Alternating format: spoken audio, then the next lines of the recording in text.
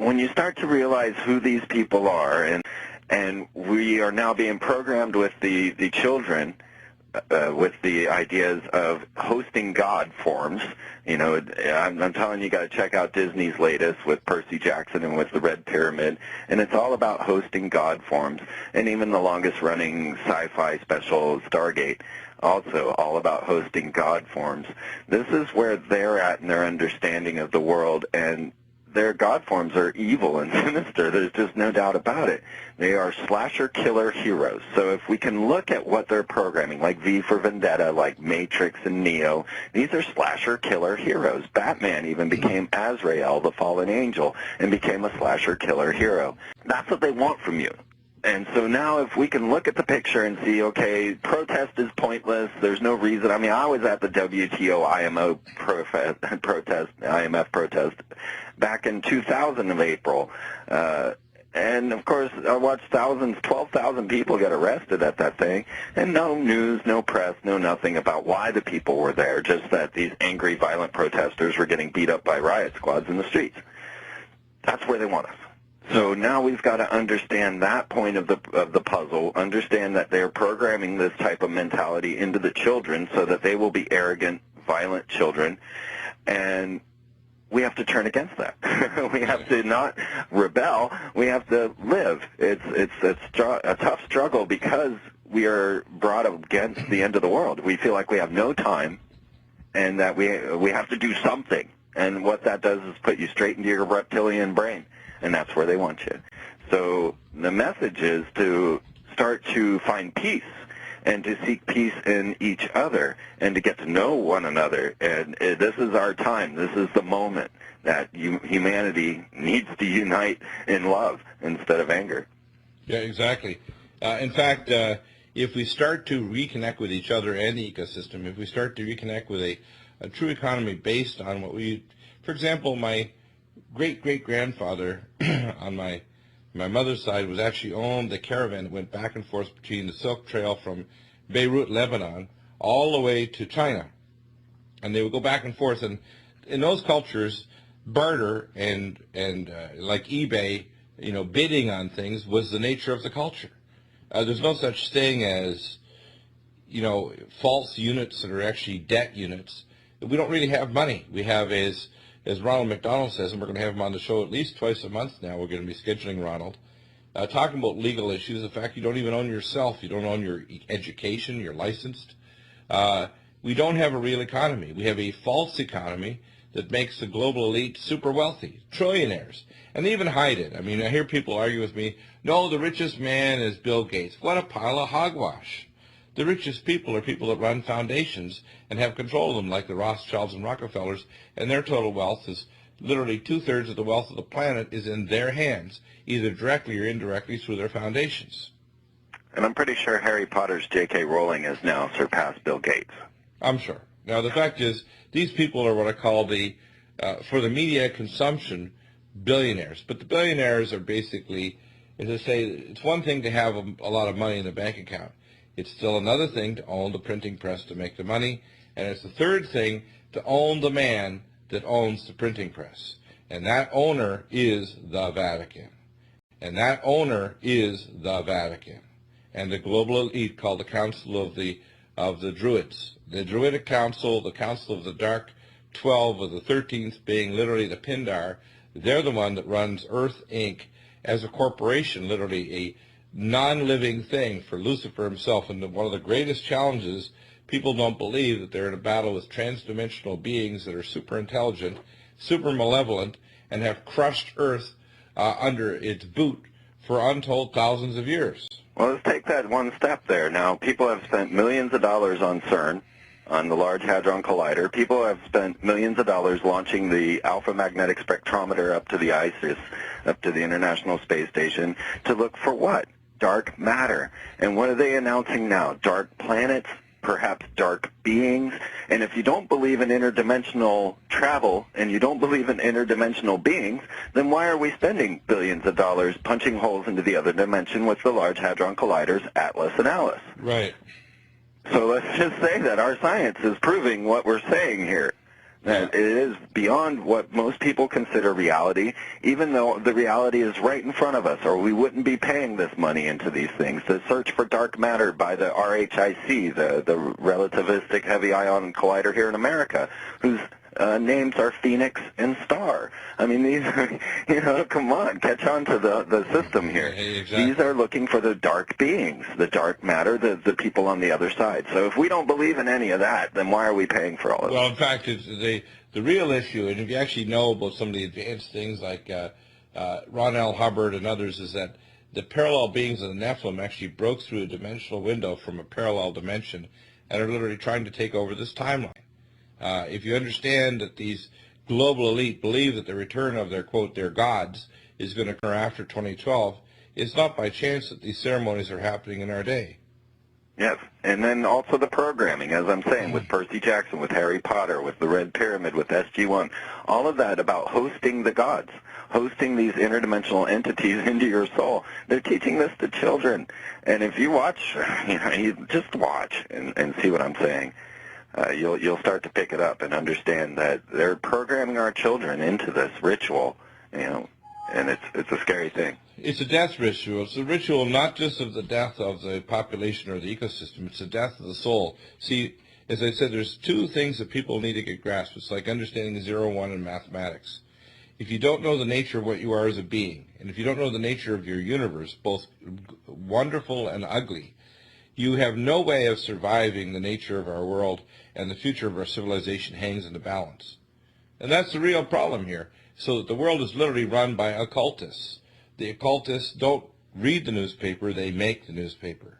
Yeah. Can you tell us how they do that? Well, you got me thinking about 1984 and the whole idea when Winston and O'Brien are battling at the end.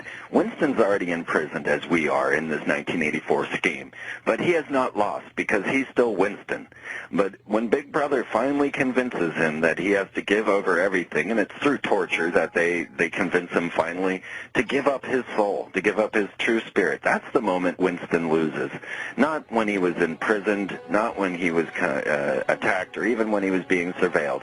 It was the moment he gave up his true will and his soul over to Big Brother. Yeah, in other words, he gave over his identity and wished to only reflect their image of what they wanted him to be. Exactly. The living undead, in other words, to turn into a zombie. That's exactly right. Yeah, amazing. Everyone has a bit of a fascination with the dark side. And it's fun to go to the movies and escape and really get deep into the whole fantastical characters. And I myself have always loved the dark side as well. So I think it's something that everyone secretly longs for and wants. And I myself have always loved the dark side as well. So I think it's something that everyone secretly longs for and wants. One of the ones that took it back to them. So what did they do? They bought Jay-Z off. To tell the short version of the story, and each one of these individuals had to make a blood sacrifice. So let's take a closer look at this. Who did Damon Dash sacrifice? He sacrificed his fiance. Who was he engaged to at the time? Aaliyah. Who died in a plane crash. Who did Suge Knight sacrifice? Tupac. Who Irv Gotti was supposed to sacrifice, but it didn't happen? Ashanti. She broke away from the camp and now she's doing well. But that was his blood sacrifice. Are you following me? Yes, sir. Whitney Houston was indeed murdered. Yeah, but they didn't buy into it. They just pawns. You understand what I'm saying? Like, get them to follow. Get them to follow. Yeah, that's all it is. Little puppets on a white man's string, you know? But what I was just explaining to you, brother, is with these spirits, you know what I mean? A lot of people right now is getting into the ancestral spirits and our original religions, but what you guys need to know before you start channeling these spirits is a lot of these spirits are war spirits. So when you channel these things into your life, they come in for war, they come in for blood. And if you do not have something to feed them, they will feed on you. So something such as what? Something such as human blood. So a dove, a pigeon, a goat is no good? No, they're not dealing with no pigeons and no goats. You understand what I'm saying? Mm-hmm. Yeah. Like, if you want to get a new pair of Nikes, maybe you could give him a pigeon or a goat. But guess what? He's still coming back for a meal. You just gave him a little appetizer. But I'm going to tell y'all the truth. Don't play with these spirits. It's not a game. This energy is real. These dynamics are real. If you're not going to war, if you don't got something to feed these spirits, leave them alone because they will eat you alive. They will finish you. All right? It's not a game.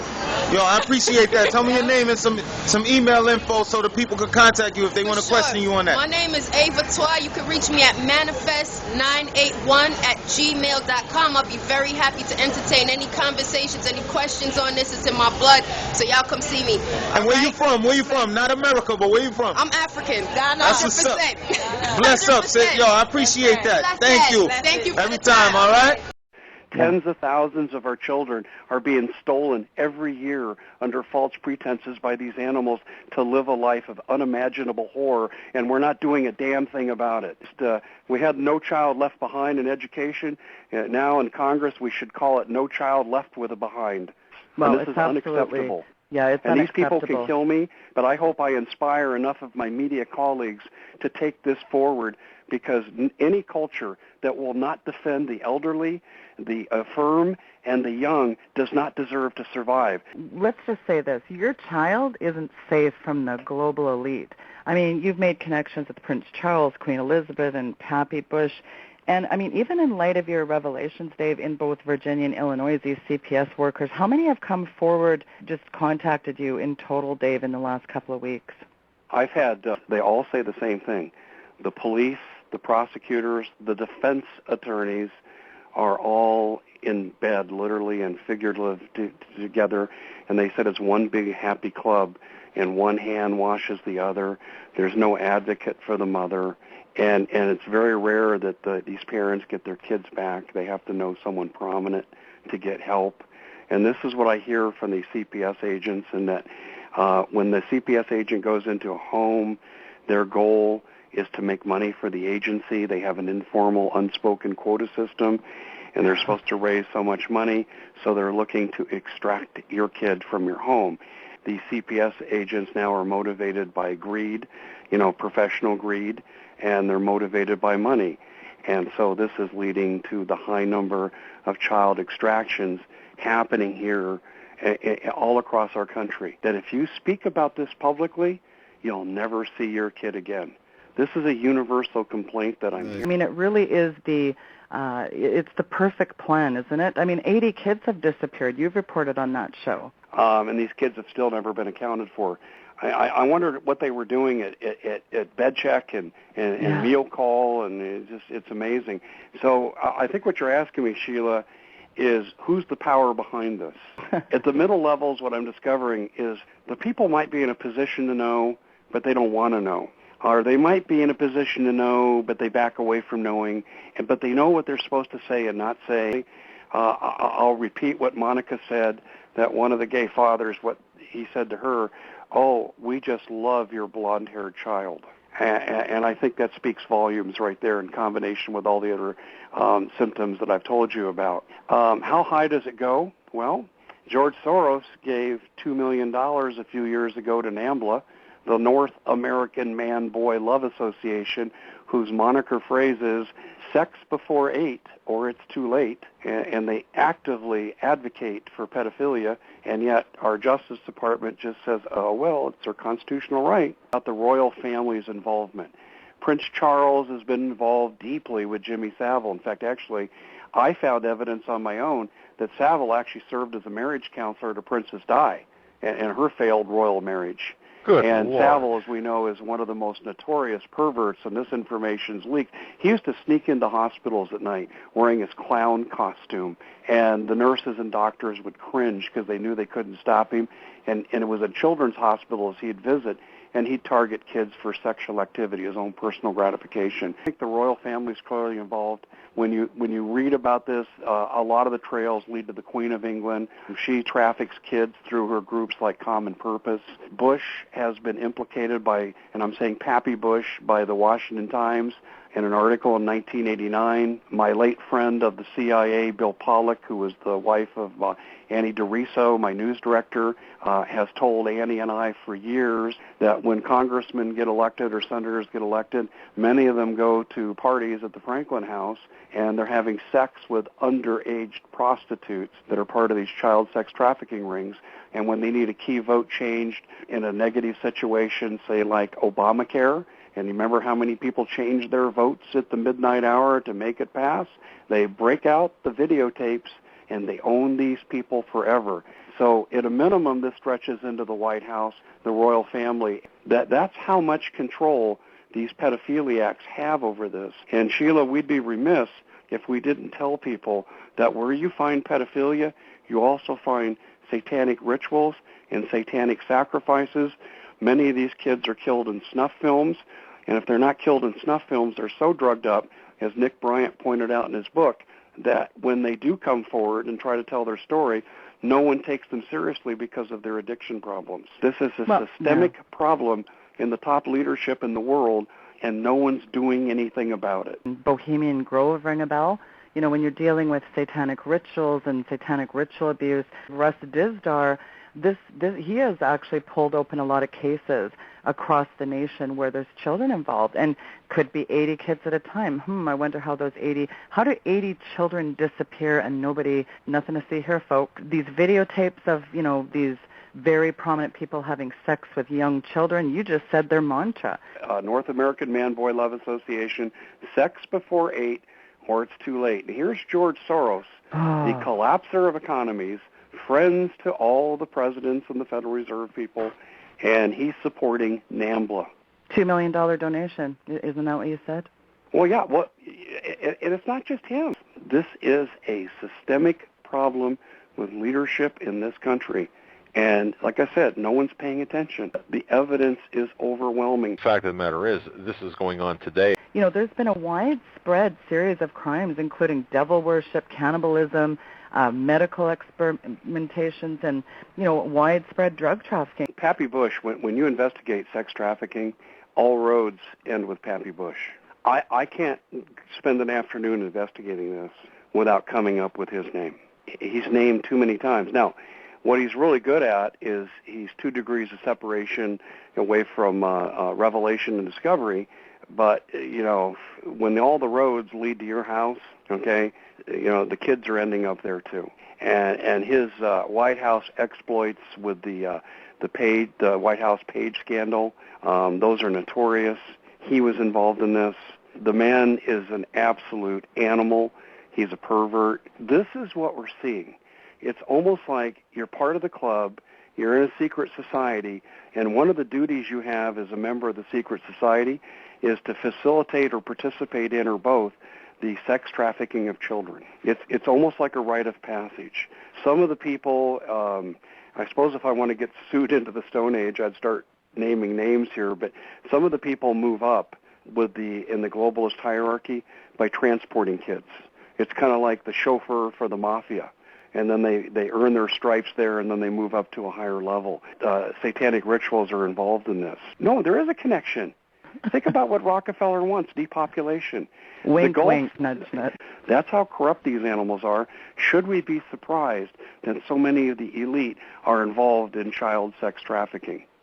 And if I sound like I'm really angry, I am. I am one pissed off individual that this is happening to our kids, and no one's speaking up for our kids.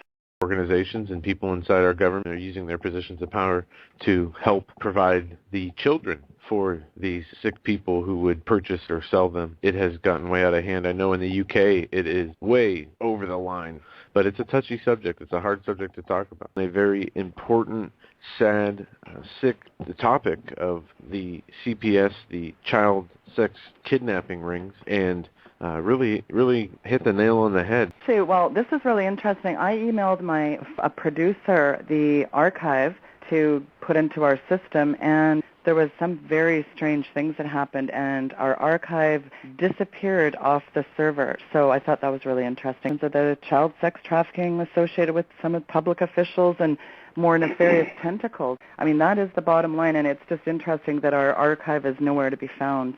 And it specifically mentioned speaking about, quote, the children.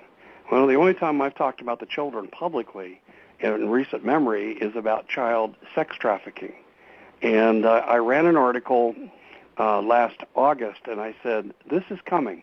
And I talked about how the CPS agents across the country have now become de facto federal agents because under Obamacare, there was a 110-page document that was written and commissioned by a group called the ICF, a UN think tank group. It was adopted by Catherine Sebelius of HHS, and it was the field manual in which dictated how CPS agents could operate and what leeway they had to go into homes and steal children. None of you parents out there who have kids, and none of your kids who have your grandkids, they're not safe. And let me explain to you what I'm talking about. In the document, this 110-page document, CPS can come into your home for literally no reason at all. They can take your kids for what they call educational neglect, and this is the presence of bad grades on your kids' report cards.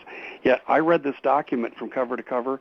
Nowhere in there does it say what a bad grade is. Now, but they don't specify, so they leave it open-ended to the field agent to determine. They also have a violation of parental authority over children called isolation neglect. Isolation neglect is if you were to ground your child, prevent them from playing with their friends or being involved in social media, they call this isolation neglect and can take your kids. If you have beer in the home, they can take your kids. If you have a gun in the home, you're a registered gun owner, or if you're not, they can take your kid.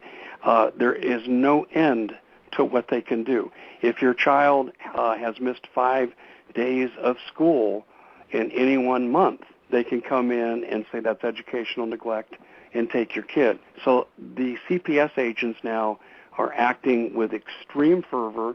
They have unbridled authority, and now they're working in concert with other state-run CPS agencies. It's just one big pile of poo, yet this is going on all over the country.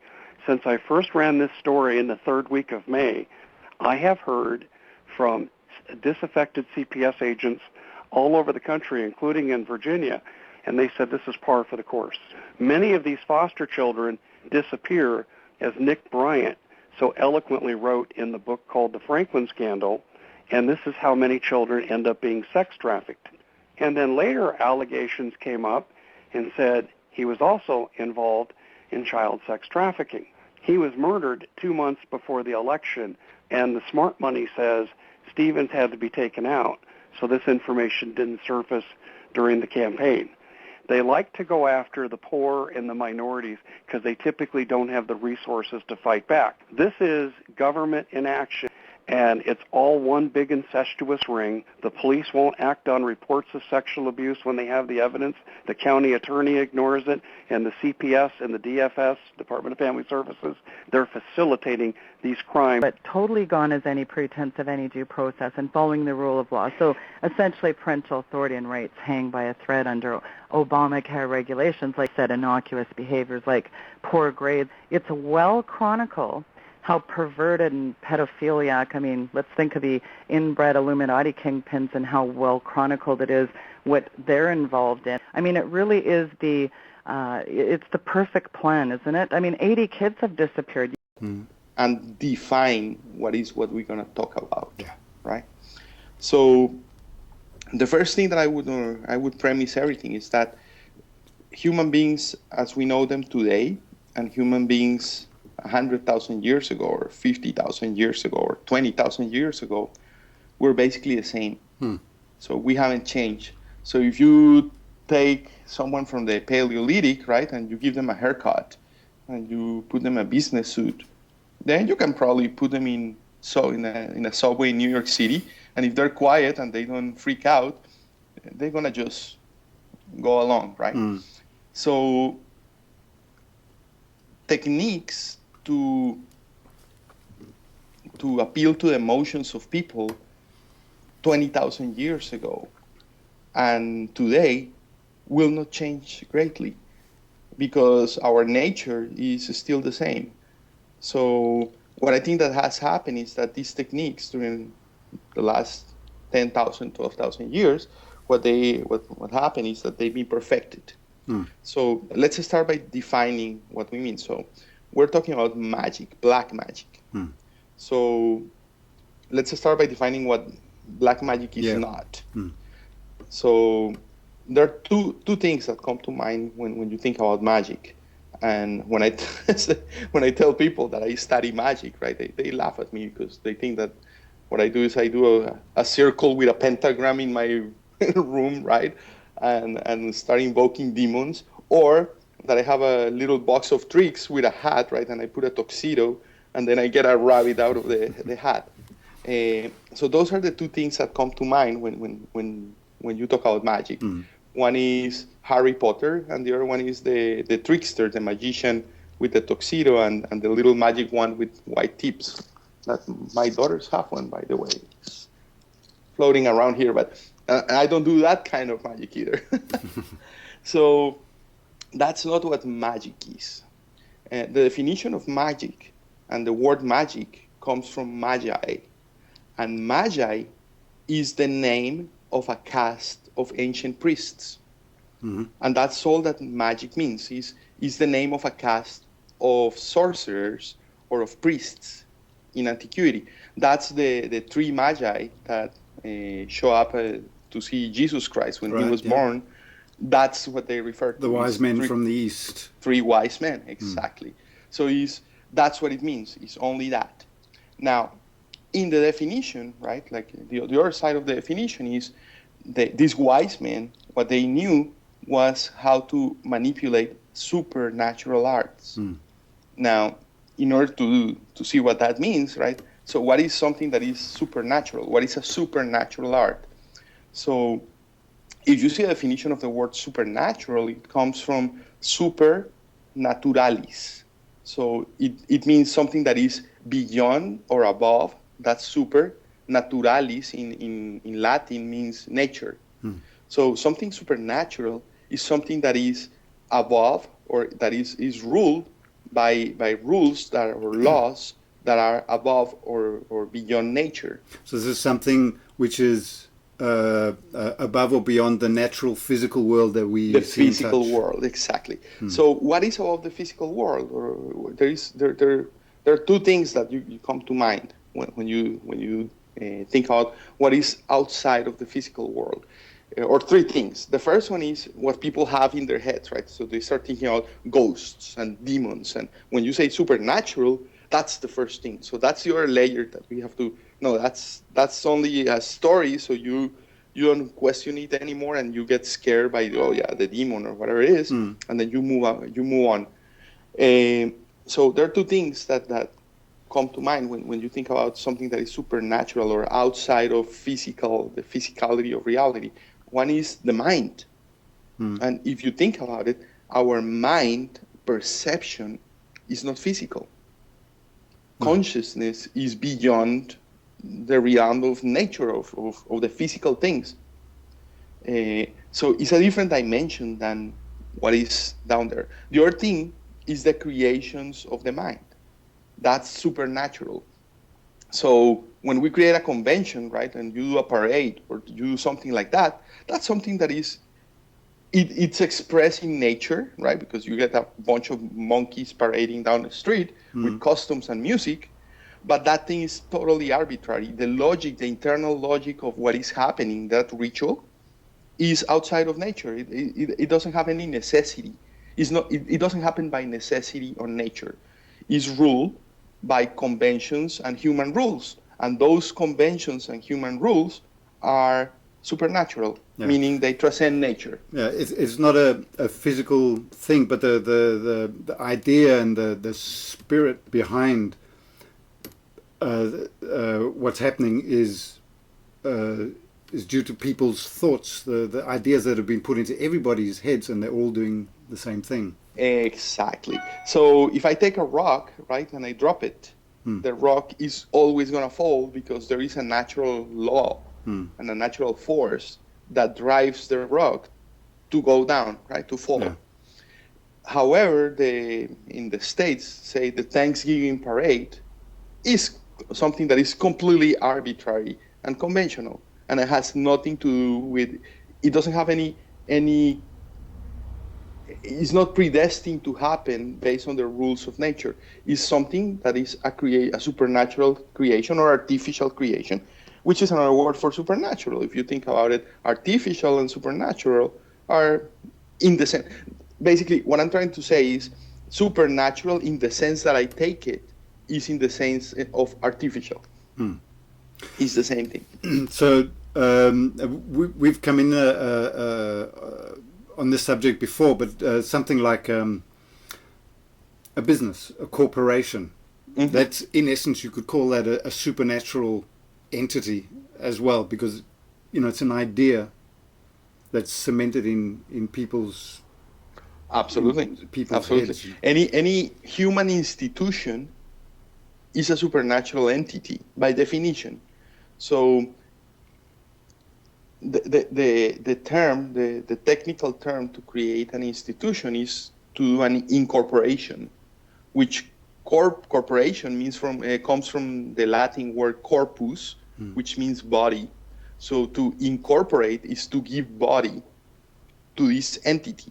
Now, by the very definition that we are taking of what supernaturalis or supernatural means, right?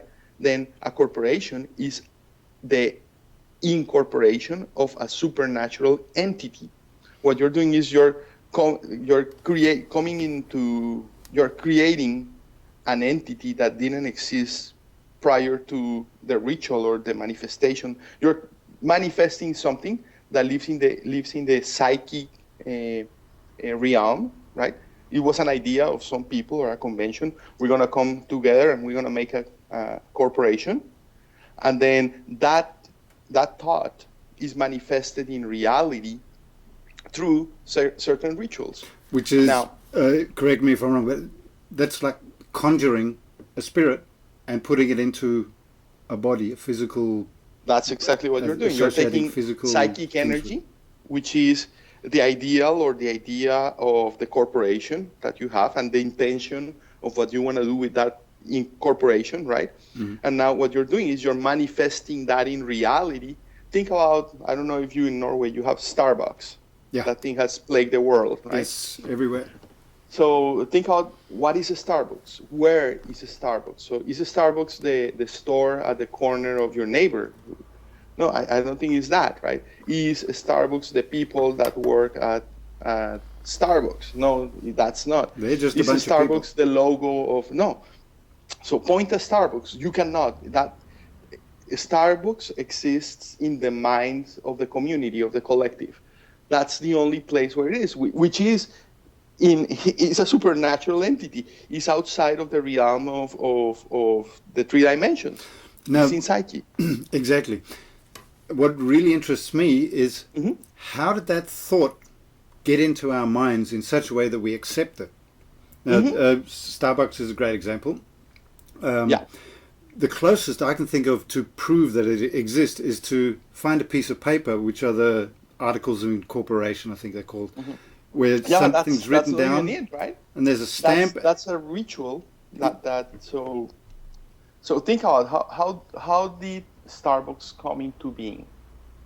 So a bunch of people got together and said, would be nice to profit from selling coffee on the corners of every city, every major city, or every city in the world.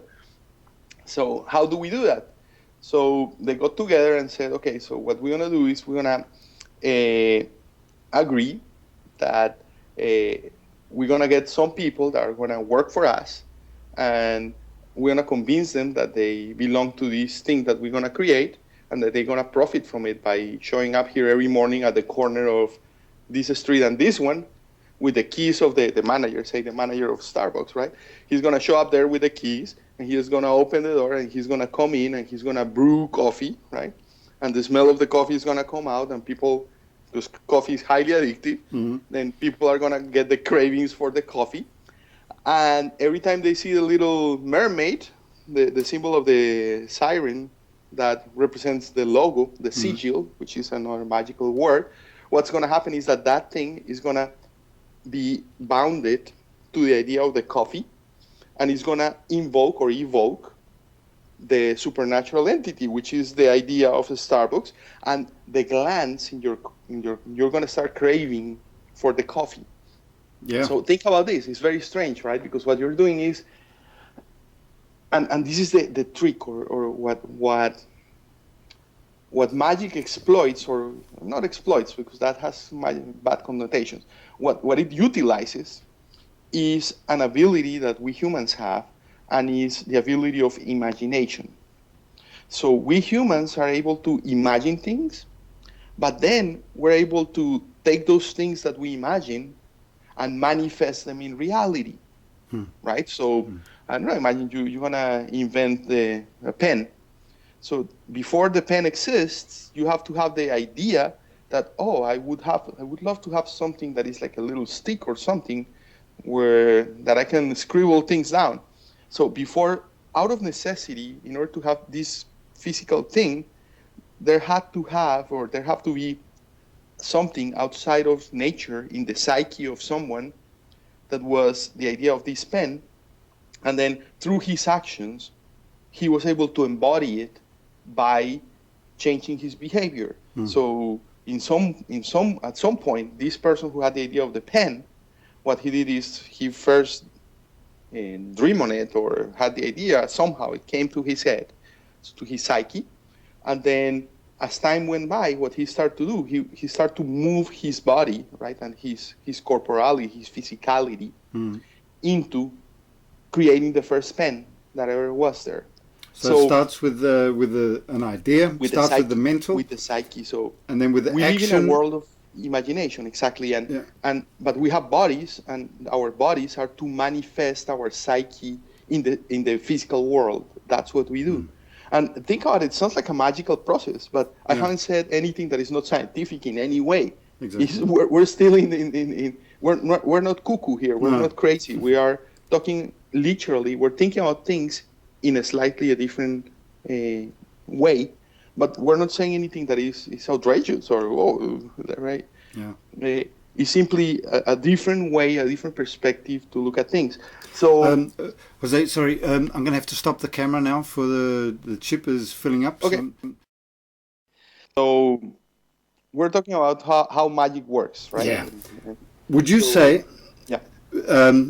Would you say if we brought someone from, like an alchemist from the Middle Ages, into our modern time and explained to him how we create corporations, showed him how TV works and the influence it has on people, do you think an alchemist from that time would say, well, that's magic? They're using rituals and they're using conjurations to create these supernatural entities and putting thoughts into people's minds.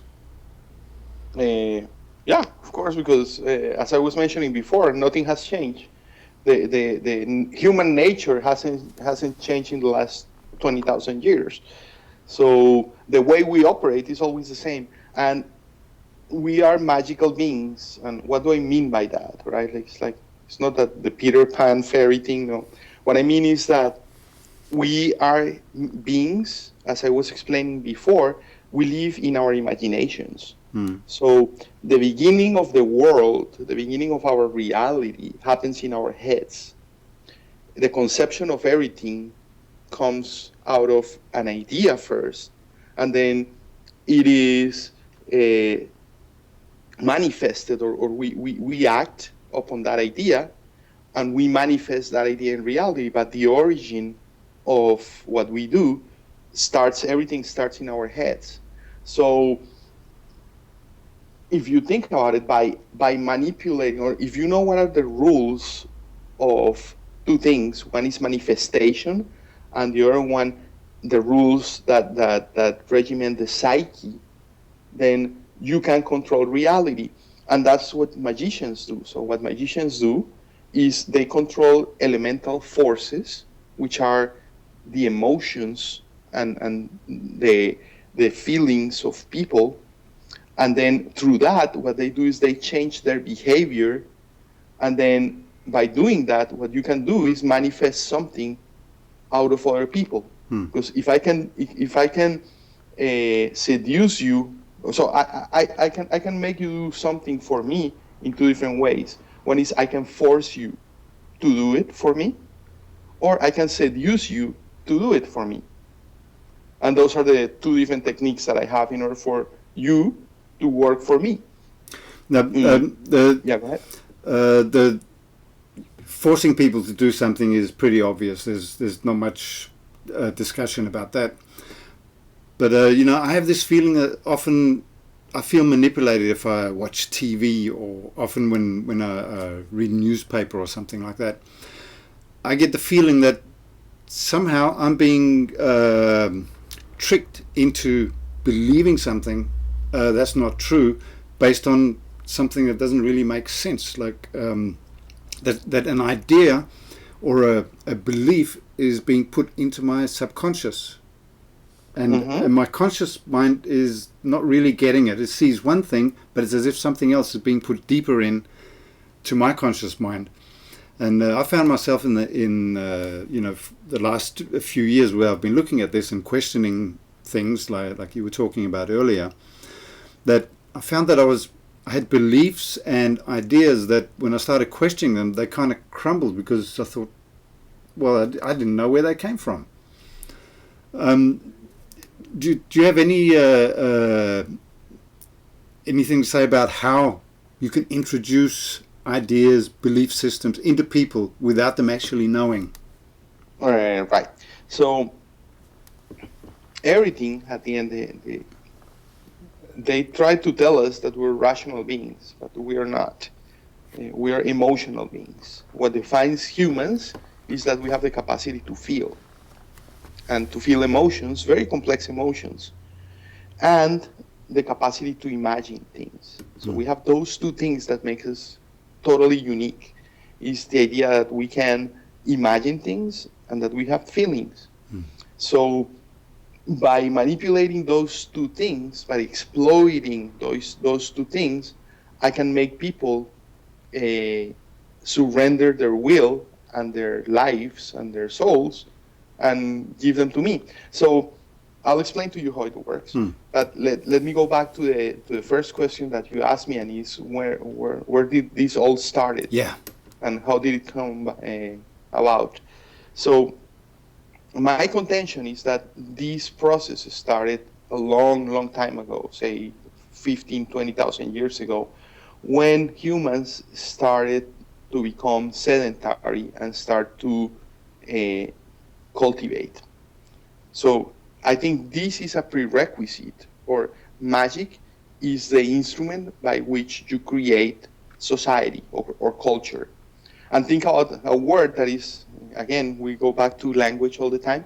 Think about the word culture. Culture, the root of that is cult.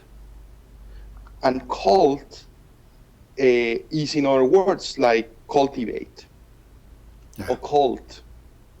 And what it means basically is to plant a seed. So think about this. At the beginning of the agricultural society, you had no need for slaves. But one of the first requisites that you have if you want to do agriculture in large scale is that you need, and you have machines to work the fields, you need people. So slavery is something that is needed in order to have big scale agriculture. Yeah, workers who would get together and as a group do what they were told to do. You have to get people to work together on the fields and coordinate the harvesting of the crops and all this, right? So with agriculture comes slavery. And with slavery comes the idea that you have to make people comply into labor. And you have to force them into, or convince them to work the fields. So culture and the cult and agriculture come at the same time. They have to, because otherwise you cannot get people, like by brute force, you cannot put, it would take more work to put people to work by brute force than the work that you get out of the people working. Yeah. So you have to convince them that it's better for them to work the field, so they do it out of their own volition, than to force them to do it. That manipulation of their heads, to make them, convince them by fear or by joy or by faith or by whatever means you have, if you can convince someone to do something for you, then you enslave them. If you have ideas, but the ideas that you have in your head are not yours, but are mine, then you're doing the thinking on my own, and then your acting is going to be in accordance to what I wanted, to my ideas. So that's the idea, is you're planting seeds or ideas in the minds of other people. And how do you do that? Well, you have kindergartens, right? Which, think about the word, is in German, kindergarten is a garden of kids, right?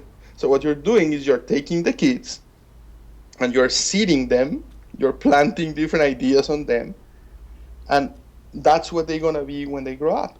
And it's something that is biological, because you see, when I give you a word, or what I can do with my sound, with my words, when I communicate with you, what I can do is, when I manipulate your head, at the end what I'm manipulating is your body. So what I'm doing is I'm putting triggers in your endocrine system, so you end up acting a certain way, just like what we were talking about the Starbucks. If you see enough times the symbol of the Starbucks, every time you're drinking coffee, at the end, what ends up happening is that you end up associating the symbol of Starbucks with the crave that you have for coffee in your body. So in a subconscious way, next time you're walking around and you see a symbol of Starbucks, what that's going to do in your psyche is going to trigger your crave for coffee. So what you're doing is I'm activating your endocrine system, your glands, with the very sight of this sigil, or the corporate symbol of Starbucks. Yeah, like a logo. Is there really any difference between a corporate logo and a sigil? A witchcraft magic well, it's sign. The same. Isn't it the same sigil thing? means a sign, yeah. Right? And for your mind, it is what it is, right? Like what we have, what we humans have, and the gift that we have, and what makes us wizards or magicians, is the fact that we control language, that we have imagination, and we can express it in sounds and symbols. And for us, since we're born, right, that comes hardwired into us, sounds and symbols, we can relate them into ideas. So I can use that, right? Like we're using magic right now in order to communicate with each other, because what I'm doing is I'm creating signs with sound that go into your head, and they evoke images or move your imagination in a particular way. So I'm driving your imagination, your intelligence. Right now I'm driving your head through my voice. I think that sounds pretty supernatural. Right? Yeah, it is. But that is actually what's happening, is the sounds that are coming through the computer to my ears are creating images inside my head. And more pattern. than that, think about this one. So, Michael, tell me, what is your favorite food in the world? What is it? Wow. You caught me off guard there. My favorite food is... something that your mother cooked for you when you were a kid. Tell me about that one. Like you were like, this is really good. Yeah, well, there's a special kind of cake I used to get on my birthday. Okay. And I don't know what it's called in English. In Danish, it's called a kiksakage, which is basically just a biscuit cake. It's like biscuits with chocolate inside it. Oh, so it had chocolate. So close your eyes for a second. Or no, don't even close them. Think about that one. Yeah. Was it warm? Was it warm? Cold. When you had cold, it was cold. And how did it feel in the texture in your mouth when you took it? Delicious. Do you remember that? I remember the creaminess of the chocolate and the crunchiness of the Okay. Of the and now, biscuits. think about what is happening in your mouth right now. Oh. You're salivating, right? It's working, yeah. You see what I did? What I just did is I evoked an idea in your head, and now I'm driving your endocrine system. So what if I learn to, the symbol, right, that cake, say, I'm the seller, I make those cakes, right? So what I do is that they have instead of your mother doing them, I create a factory where I'm going to do those cakes. And what I do is I create a brand and I create a little symbol. Let's say it's a mother with a tray and the thing that looks very comfy. And then since you're born, I give you that cake. So as you grow up, what's going to happen is that little symbol, every time you go around and you see it, what that's going to do is going to trigger in your head the memories of your mother giving you that cake, and it's going to give you that comfort and all that. So just by showing that symbol to you, I'm evoking this supernatural thing. I'm evoking this elemental force. Yeah. There is nothing magical or nothing occult or weird about this. The problem is that people don't think about these things. Would you say that these techniques for manipulating people is basically just knowledge of psychology? Yeah, I think part of the new wave of this is psychology. Now, the problem with science today is that it has compartmentalize things. So now you have the physicists, right, who look at the atoms and how the particles move, right? And then you have the biologists who look at the cells, and then you have the medicine people, the doctors who go and look at and they're specializing the kidney guy and the heart guy and the brain guy and all these guys, right? And then you have the lawyer who looks at the laws, and the economist who looks at the economy, and so on. So people have a lot of knowledge on a very, very narrow spectrum of things, and they haven't connected everything around.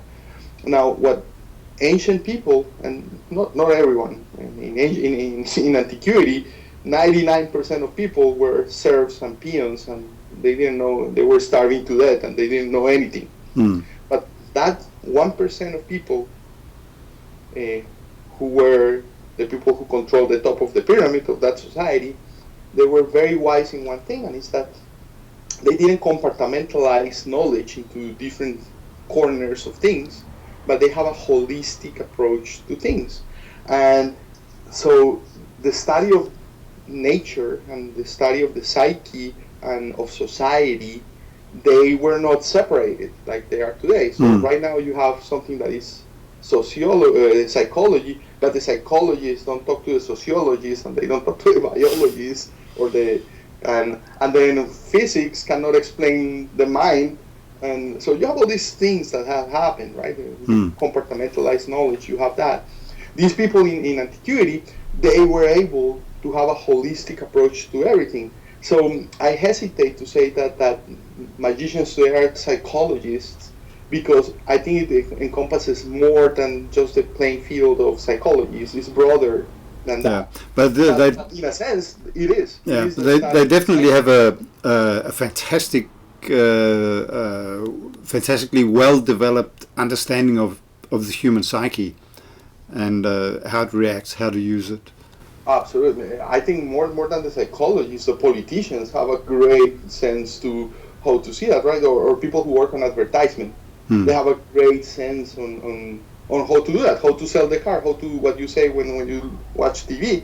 Now, the thing is that you're a person that you're inquisitive, so you like to question things, but when you're 5 and if no one ever tells you that what you're looking on TV is manipulation, and you grew up watching TV, then you're going to be manipulated all your life, and you're not going to realize that it's manipulation because you never thought about it. Yeah.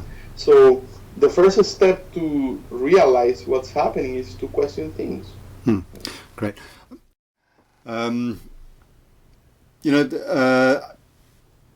not going to be including a whole lot of links to things that people can check out and read for themselves, because what we've been talking about is self-evident. It's obvious. We're not really going into deep, convoluted explanations of things. It's just like very straightforward, all of it. And you were saying before that the truth is simple. Yeah, one is, you know what, an example of that is, look at the every year there is something, a product and something that is an invention that comes into the market and is like a bestseller. It's like, wow, everybody wants to have it. And look at those, the ones that are like that, what is what they have all in common? And it's that they're, oh my God, how is that I was not the one who came up with that idea? It's so simple. It's so obvious. Though when you have to get something that is complicated and has a manual like this to understand it and so on, that thing, is not going to last long. Truth is self-evident, has to be by definition, by the very definition of what truth is. It has to be self-evident. So these things, right, to me, they're self-evident. Yeah, but you don't see them. I'm not saying something outrageous. Exactly, but I know for myself, I never saw it before I heard somebody mentioning, and I was thinking, what he just said, and then I thought about it, I thought, oh yeah, I could see it was as plain as daylight. Yeah, truth should be something that, just like you come into a room that is dark, and you turn on the lights, and all of a sudden you see. That's what truth does, or enables you to do. So as soon as you get something that clicks it, right, and turns your light bulb on, whoop, oh, I can see it now. You know you're beholding the truth when that happens.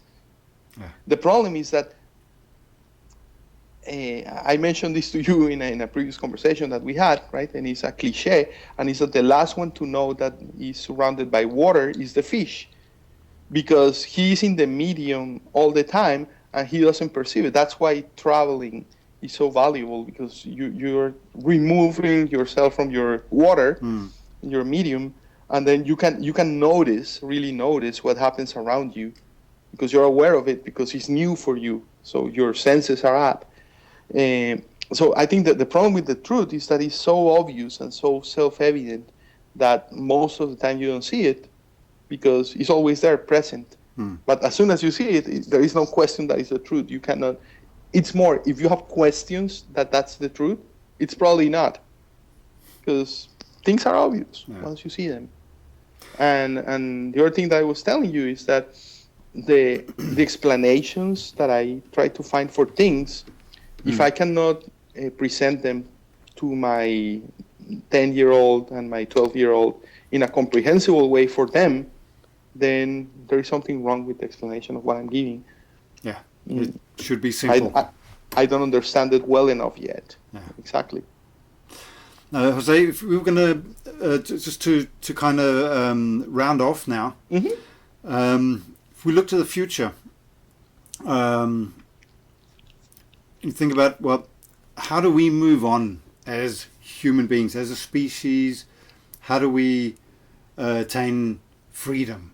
How do we, some people want to search for the truth. I sure do, and I know you do. How do you find the truth? How do you see what's right and what's wrong? And how do you break out of control and manipulation? Okay. So I think part is of how you find the truth and how do you have a sense of what truth is. We're just talking about that. The other one is, and it's very hard, but at the very same, very simple, is the act of thinking shouldn't be attached to the act of feeling. And both are incredibly important. But if you cloud your thinking with feelings, then the feelings prevent you from thinking. So you should be able to, in a dispassionate way, ask questions about anything or question anything and see where that takes you. And when you do that, you're going to find things like, you're going to find fear, right? And you're going to find emotions, but you shouldn't give up at them. You should acknowledge them and see that they're there and ask, why am I experiencing these emotions? Because that's information.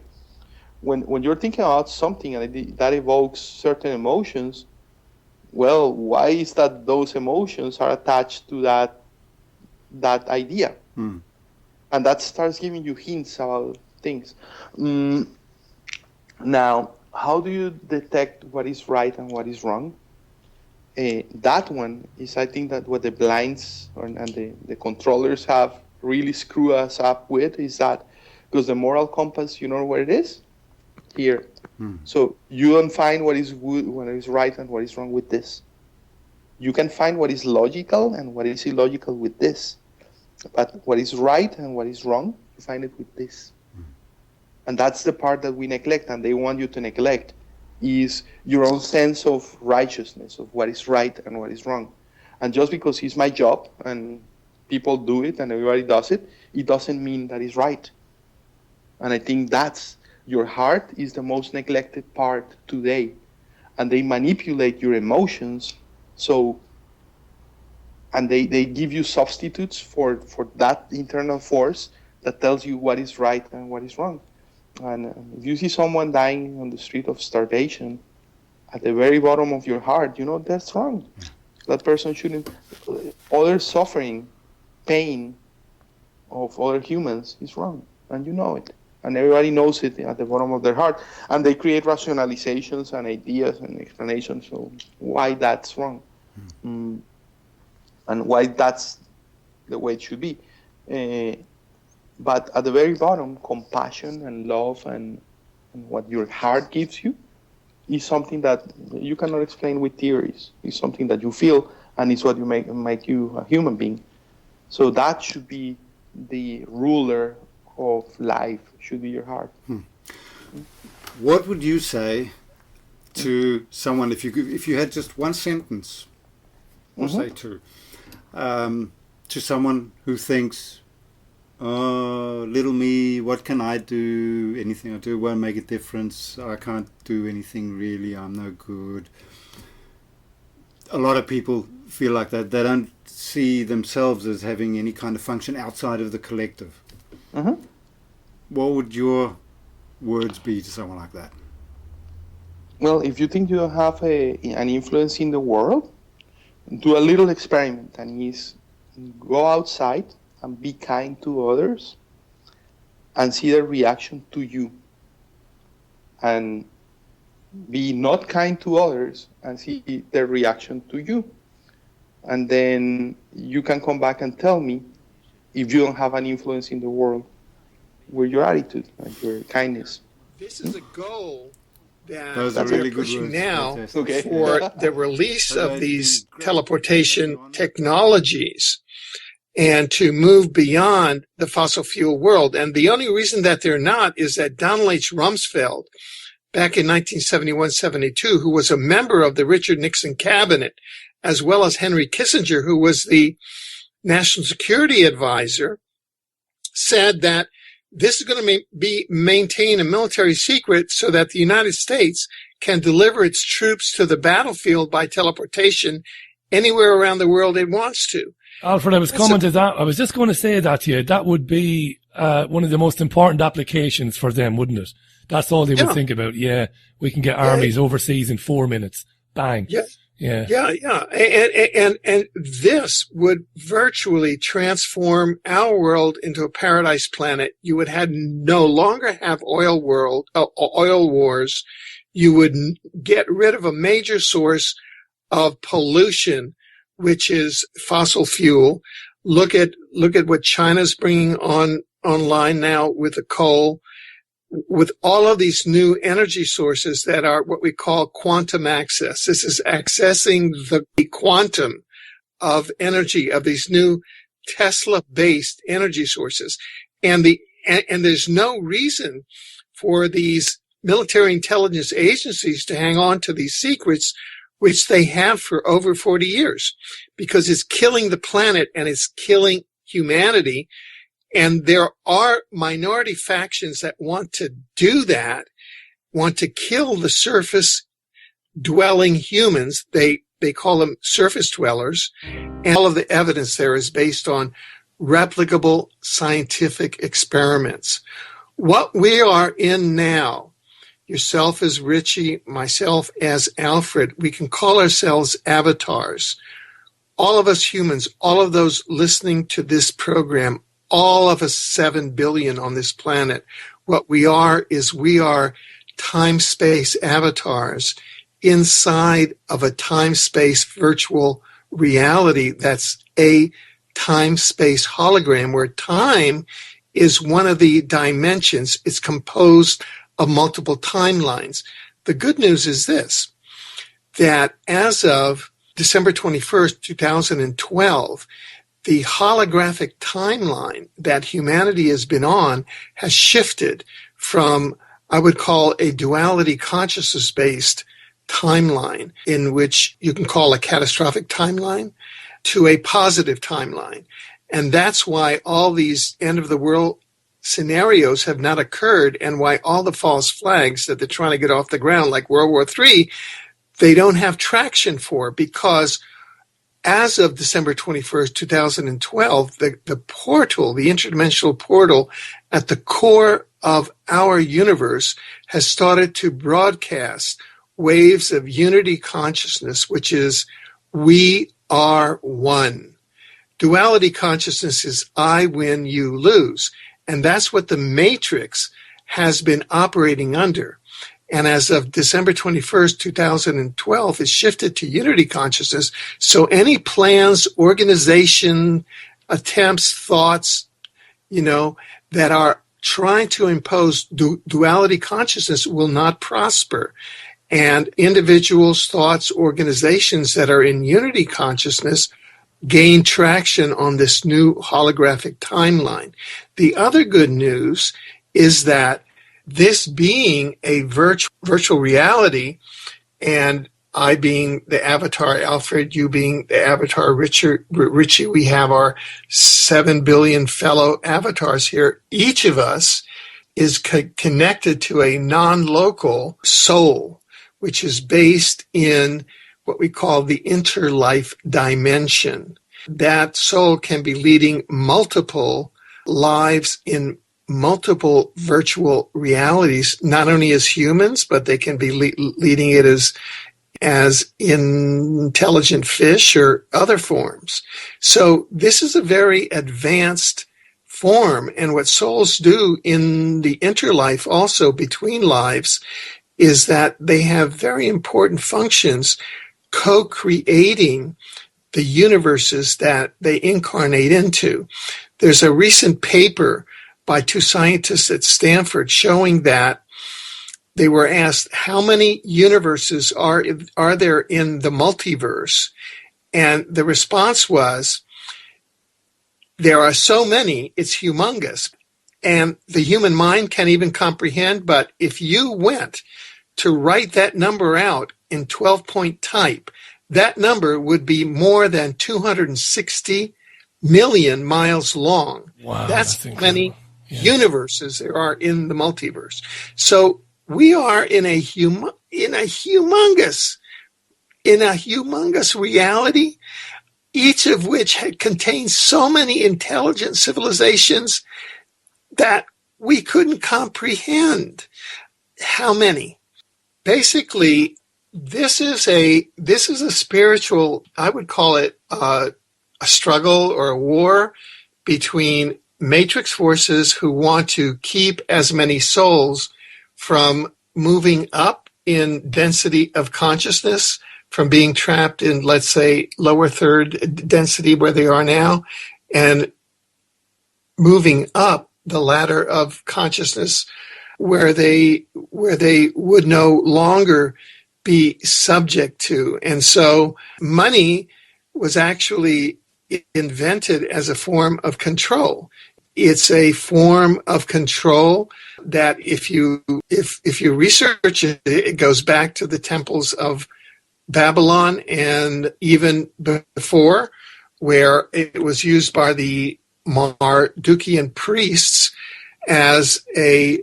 where they would require it as payment for sex with the temple priestesses / prostitutes, where the farmers would bring in their grain. And so it's been mixed up with concepts of God, sex, money, prostitution, and it's a form of imprisonment. And as we know from near-death experiences, one can't take money with you. You can't take things with you. All you can take with you is knowledge and experience and karma.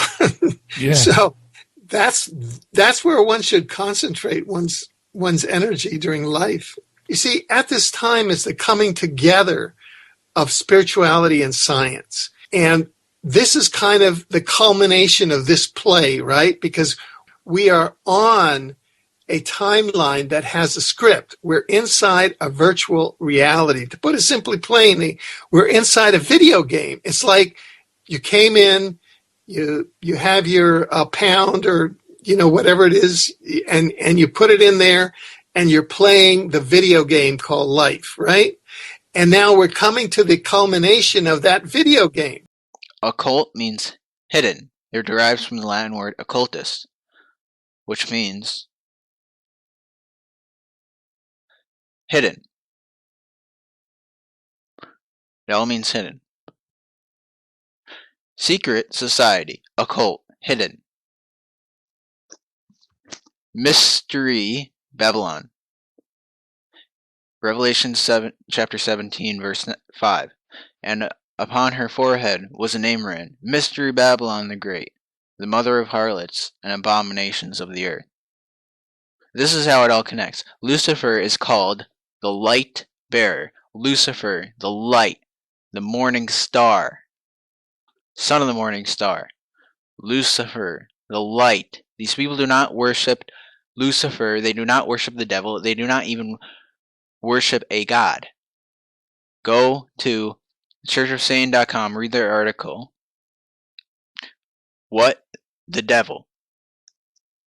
They'll tell you right there they do not worship a god. They do not worship Lucifer. They do not worship Satan. They use Lucifer as a metaphor for the light, the intellect, the hidden knowledge, the occult.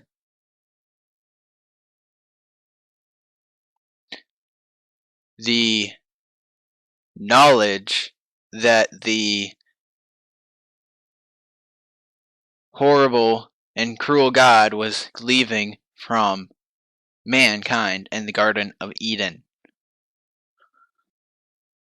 Lucifer, the intellect, the godhood inside of us. Kundalini, the serpent, the owl, sees in the dark. It's wise because it can see in the dark. The Bohemian Club, that is why there is an owl in the corner of the American dollar bill. That is why there is an eye at the back of the American dollar bill. The eye represents the sun. Horus, the sun. The sun represents the intellect, the godhood within us. Fibonacci, the intellect. I hope you people see the connection in all of it.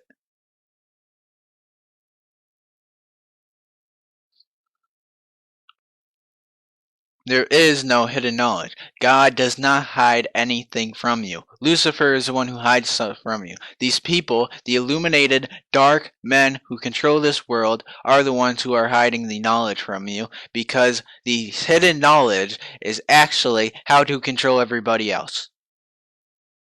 And all you so-called truthers that are going out there trying to find the hidden knowledge, the truth about Jesus. See, that's another thing. They can't even deny Jesus' existence. They say he was an alien, or he was a prophet, or he was a spirit, or whatever it is. They can't even deny his existence. And they tell you that he was just giving you spiritual knowledge, just like all the other gods, like Buddha and Krishna and Horus and all the other sun gods, all the other intellects. The owl, the eye, all mean the same thing. The intellect. They are the enlightened ones. Lucifer is called the light bearer. They follow Lucifer, the light, the fire. That's why they go to places like Bohemian Grove, sacrifice children to spirits in front of a 40-foot owl.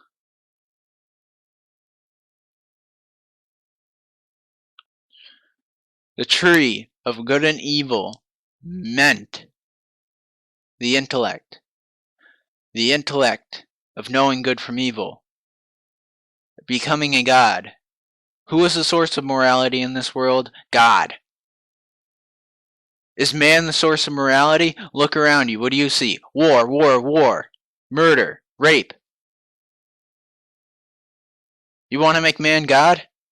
You want to make man decide what is good and what is bad? Look at thousands of years of human history and tell me, is that good? Does man have morality? No, man does not have morality. Have you ever met one human being on this earth, man or woman, that has never sinned in their life, or has never committed a bad deed, or has never lied, or has never stolen anything? Have you ever? Or has never bared a false witness against thy neighbor? Have you ever? I've never. That is why God told you not to eat from the true fruit of the tree of good and evil. He didn't say that you don't know what the tree is. He was happy to tell you what the tree was. He told you not to eat from the fruit of the tree of good and evil. He tells you what is good and what is evil. And you don't eat from the fruit because you are not the one who decides what is good and what is evil. Look at human history. Tell me if that has worked for mankind. No, it has not worked for mankind. Not at all. Why in the world would anyone want to make man God? I would not trust myself as God because I know myself too well. We're humans. We're sinners. We make mistakes. And brothers and sisters, I want to wrap this up by saying, if you know about the Illuminati, the enlightened ones, and you know that they're Luciferian, they follow Lucifer, and that it's very obvious that they're trying to destroy every single religion on the planet, save theirs, their humanist religion. They want us to all walk around deciding what's good and what's evil. You know what? I was even talking to an occultist yesterday, and he was telling me there's no such thing as good and evil. I told him, okay, what Hitler did, good or evil? He said, well, I don't know. It wasn't good or evil. These are how screwed up these people are. They don't even think what Hitler did was bad, because Hitler thought what he was doing was good. Therefore, it's not necessarily evil. This is what these people think. And of course, people don't know what they're doing is evil. That's because man is not the source of morality. This is not Christianity. And one of these whistleblowers that I'm talking about, Father Alberto, was a close friend of Abraham Lincoln. Lincoln was shot and murdered by the Jesuits because Father Alberto, an ex-Jesuit, was letting Lincoln know that this was going on, and Lincoln believed him, and they were going to move on this. They were going to waken America up. But every time that's been done, every time that, whether it's to do with the Declaration or the Constitution or the Maritime Law or every other thing, or this thing with the Jesuit infiltration, every time that something was nearly going to be done, we know about John F. Kennedy, and there's a theory that he was trying to stop the gold. He was going to try and put, the currency back on the gold standard. In every instance of this, they've moved in to silence that individual. No matter how high he is positioned, they will remove it. No matter even if he's family, they'll remove them. Because there are certain areas into which you do not go. There's certain stuff that you cannot deal with. And therefore, all these finger pointers need to turn on their own. They're the ones belonging to cults and sects and groups and religious orders. I don't belong to anything. They're the ones that they say they're affiliated with these groups. Well, then clean your own house and see what comes of it first. Don't bother pointing at somebody else's mess. That's it. You mentioned in your literature about that we're in the age of revelation at the moment, Michael. when you were speaking just then, I was thinking of instances of Masons coming out. I've seen videos on YouTube of Masons saying we've suddenly woken up and realised what the hell we're doing and we've left and this kind of thing. And do you think all these things are starting to become, all their web, if you like, starting to unpick? I do. In fact, my work rests on that. My work is very much based on source material from whistleblowers, both within all the sciences that we've been mentioning and many others that we didn't mention. And I think it is true that within certain organizations there have been sizable whistleblowers. This even works for generals in the military, members of the British establishment who have known things. First name that jumps to mind, of course, is Dr. John Coleman. I mean, this guy was deeply embedded in, the MI6, MI5 being homegrown British intelligence, MI6 being foreign affairs.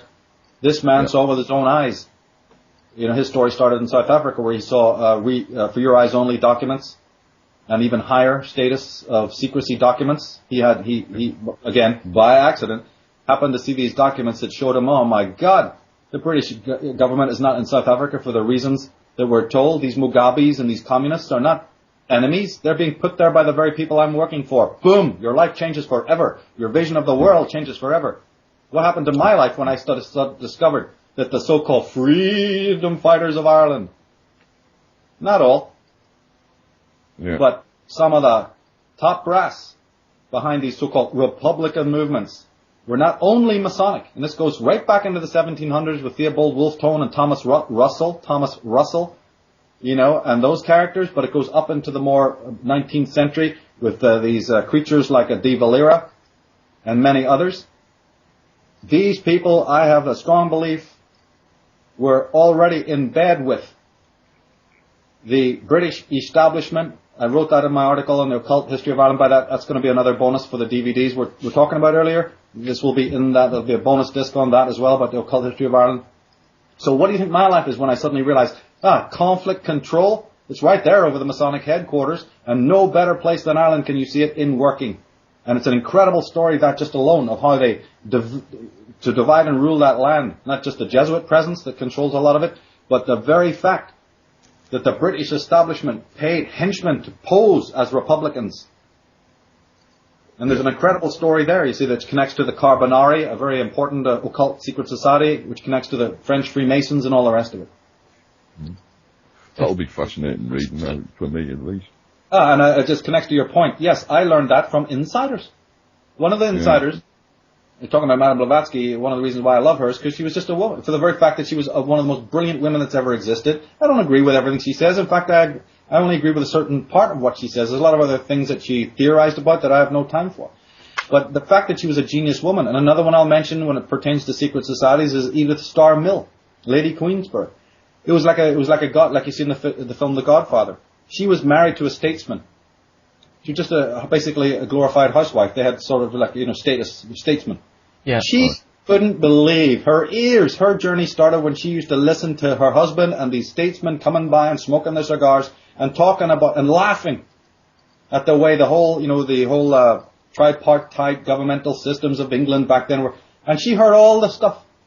Yeah. And decided to do something about it. So yes, there are many insiders. Dr. Carol Quigley. There's so many others. J. Edward Griffin has interviewed top KGB men and people from statesmen from within America, the Ford Foundation, who've come forth and said, we will tell you what we're talking about. We will give you the facts. Exactly, because it's pointless just listening to people who have no inside knowledge of it or haven't experienced it directly. Yes, the amateur is important. It's important to listen to the gifted amateur. Yeah. But it's also very vital, especially when you go into the level that I work on, that you go to the horse's mouth. Go to the horse's mouth? I'm coming down in it. I haven't got enough time in this human life to publish it. Exactly. Yeah. It's funny how a revelation in one area opens your mind up to the possibility that everything else may follow a similar pattern, though, isn't it? I think we all come into it one way or the other by having some great illusion shattered of our perception. And then that leads us to question everything else, and we suddenly remember that we're a questioning being. You know what I'm saying? Yes, but the thing is that now you've answered your earlier question. That's why the awakening process is so difficult. Because you have to have a syncretic mind to do that. And unfortunately, people just don't. People are very linear. They've been taught that way. It's a part of that auto-hypnosis I was talking about. Yeah. In order to put these pieces together, to extrapolate the... actually, really, it's not that difficult. You don't have to do anything more difficult than the average copper does, or detective. Yeah. But, unfortunately, the mass of people that are the main audience don't know how to do that. And so, when there are these obvious connections, I see this a lot in symbolism.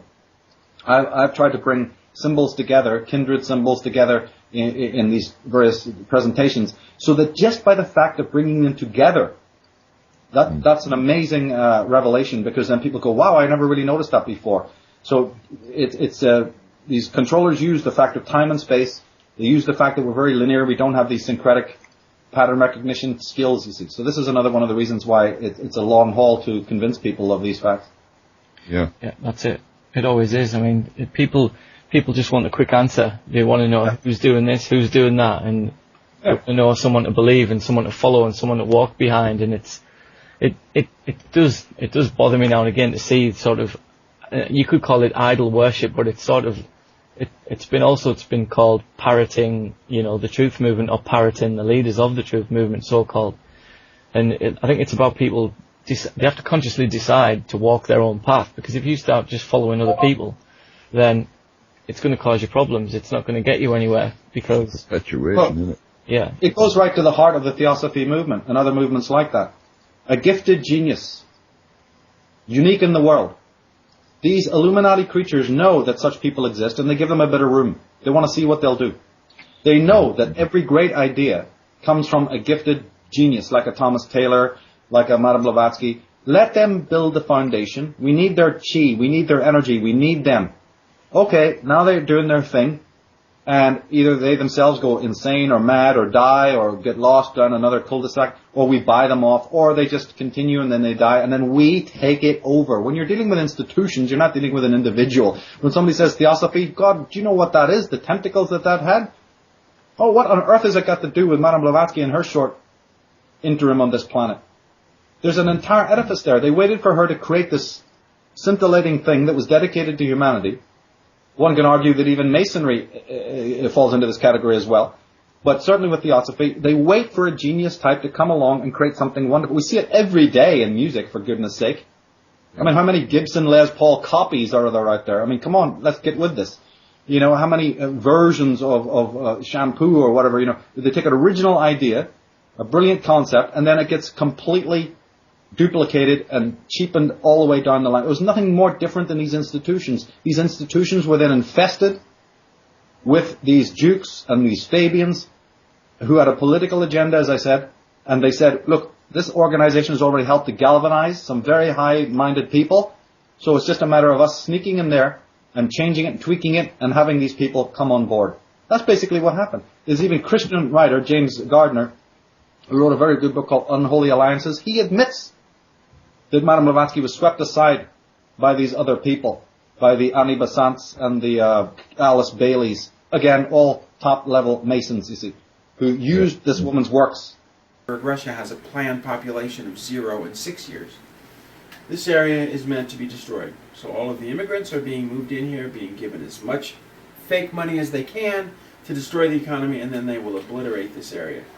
And then there will be regions such as Chicago and Detroit, most of upper Michigan, parts of Wisconsin, Minneapolis, Chicago, the major cities, St. Louis, will be obliterated, either by spraying bad water frequencies, which can literally blow up the brain, the use of laser systems to blow houses up, the use of, well, like I said, the incendiary grenades, smoking, the spraying that they're doing, the poisoned water, the poisoned air, the poisoned food. This will become obliterated. And it all begins during Operation Jade Helm, which is a test. The operations order needs a test, and that's the test to begin the destruction of America. Along with the destruction of America will come the falling of the dollar. It all begins, the fun begins in July. It's the end game, folks. There's nothing more that can be said. Parts of Mexico will be destroyed as well. So just assume these places will be obliterated. If you're in the Navy, in San Diego, in the intelligence community, you're going to be killed. If you're in Fort Lewis, you plan to be killed. If you're in Maine and you're in a Navy base, a Coast Guard base, they plan to kill you. This is by order of the Pope, who has given the order to the Rothschilds, who has given the orders through the Jesuits to initiate the destruction of America. And their Knights of Malta, the fake ones. They run the U.S. organizations. Ronald Reagan was a Knight of Malta. Rick Santorum is a Knight of Malta. They do whatever the Pope tells them to do.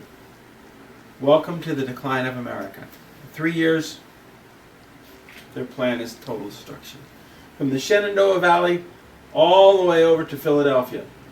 From the Snake River, Idaho, all the way over to Portland. From the borders of New Mexico and Arizona all the way down through central Mexico.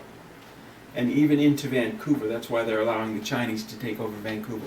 Vancouver and the coastline here will be obliterated. And the earthquakes will come here. And they will throw everything that they have at you. Welcome to America. Thank you and good night.